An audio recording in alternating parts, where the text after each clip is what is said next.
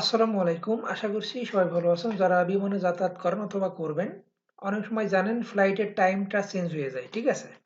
তো কিভাবে আসলে ফ্লাইট টাইম চেঞ্জ করে সেটা আমি সরাসরি আপনাদের দেখাই দেব। কিছু এয়ারলাইন্স আছে যারা টাইম যদি শিডিউল চেঞ্জ করে দেয় তো নোটিফিকেশন করে না। ঠিক আছে? ডাইরেক্ট এয়ারলাইন্স থেকে নোটিফিকেশন দেয় না। মানে পরবর্তীতে যারা প্যাসেঞ্জার থাকে তাদের ভোগান্তির শিকার হতে হয়। তো আপনারা তো জানেন কিছু কিছু এয়ারলাইন্স আছে যারা টিকিটের দাম কম দেয়। ডাইরেক্ট তো নাম উল্লেখ করে এরকম বলা যাবে না, আপনারা তো জানেন। কিছু কম দামি টিকিট আছে যেসব এয়ারলাইন্সে, তারা কিন্তু সঠিক খবর জানায় না। তবে আমি এটা দেখুন দেখাচ্ছি সৌদি এয়ারলাইন্সে। সৌদি এয়ারলাইন্স সিস্টেম যে এত ফাস্ট, আপনারা তো সবাই জানেন সিস্টেমই ফাস্ট আছে। অন্য অন্য এয়ারলাইন্স থেকে সবকিছু সুবিধা ভালো সৌদি এয়ারলাইন্সে। তো একজন টিকিট নেছে ৬৮,০০০ টাকা দিয়ে, ঢাকা থেকে মদিনা ডাইরেক্ট ফ্লাইট ১৩ তারিখে। তো ওনার ফ্লাইট কনফার্ম আছে ১৩ তারিখে, কিন্তু এই মাত্র টাইমটা চেঞ্জ হয়ে গেছে। আমি তো প্রথমে মনে করেন যে ভাবছি যে কি ব্যাপার, কি সমস্যা হলো, এতগুলো টাকা দিয়ে যদি এখন ফ্লাইট ক্যান্সেল হয়ে যায় বা কোনো কিছু হয়ে যায় তাহলে তো আমার তো অবিশ্বাসই করবে। আমি সাথে সাথে তাকে জানাই দিছি। তো দেখুন, যদি কারোর ফ্লাইট চেঞ্জ হয়ে যায় তো আপনাদের কাছে যাবে না, যে এজেন্ট থাকবে তাদের কাছে যাবে আর কি। আর এজেন্ট যদি সচেতন না হয়, মানে টিকিট বিক্রি করার ধান্দা যদি থাকে, মানে টিকিট দিয়ে দিলাম মানে আমার দায়িত্ব সব শেষ, আর কোনো কিছু না, তুমি তোমার টিকিট নিয়ে যাও, তাহলে তো মনে করেন প্যাসেঞ্জার যারা আছে তারা ভোগান্তির শিকার হবে। মনে করেন আমি সাপোজ যদি এখন এই মুহূর্তে আমি যদি না দেখতাম বা আমি ওই মেইলটা না দেখতাম তাহলে কি অবস্থা হতো, মানে ধামাচাপা পড়ে থাকতো না? তাহলে তো ওই লোকটা মনে করেন যে পরে আমার অবিশ্বাসই করতো। কিন্তু সরাসরি আমি দেখাই দিচ্ছি আপনাদের, দেখুন সৌদি এয়ারলাইন্সে দেখুন এটা, দেখেন ফ্লাইটটা ছিল ঢাকা থেকে মদিনা।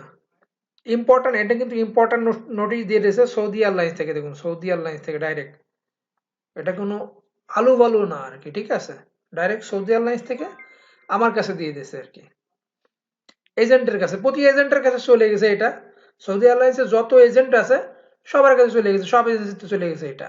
মানে এই ফ্লাইট যারা মানে টিকিট নিয়েছে বা যে এজেন্ট, সব এজেন্টের কাছে চলে গেছে আর কি এই ফ্লাইট সম্পর্কে আর কি।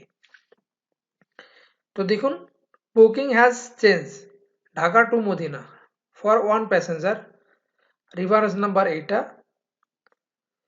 প্যাসেঞ্জারের নাম দেখুন এটা, dear MD Sujan Ali, please be informed that one or more of your flight have been affected by schedule change। যে কোনো একটা সমস্যার জন্য এটা চেঞ্জ হয়ে গেছে। অরিজিনাল ফ্লাইটটি ছিল দেখুন এটা ৬টা ৪০-এ ছিল, ১১টা ১৫-ই মদিনা ছিল ল্যান্ড করতো। ঠিক আছে?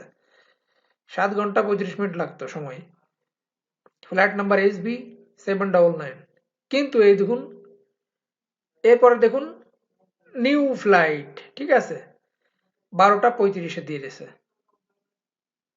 Non stop. টাইম সব দেখুন, টাইম সব সেমই আছে, খালি ৬টা ৪০-এ, সকাল ৬টা ৪০-এর পরিবর্তে ১২টা ৩৫-এ দিয়েছে ফ্লাইটটা। আর বাদ বাকি সব ঠিক আছে। ঠিক আছে? For further information please speak to your travel agent. এই বিষয়টা যদি আমি না জানতাম বা না জানাতাম তাহলে কি অবস্থা একটা একটু হয়ে যেত, মানুষ অবিশ্বাসই করতো আমাকে।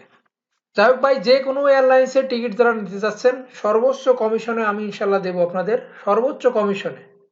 মানে যে রেটটা আছে ওর থেকে তো কমে দিতে পারবো না, মানে টিকিটের কমিশন হিসাবে ওই কমিশন থেকে আমি আপনাকে সর্বোচ্চ কমে দেওয়ার চেষ্টা করবো ইনশাআল্লাহ।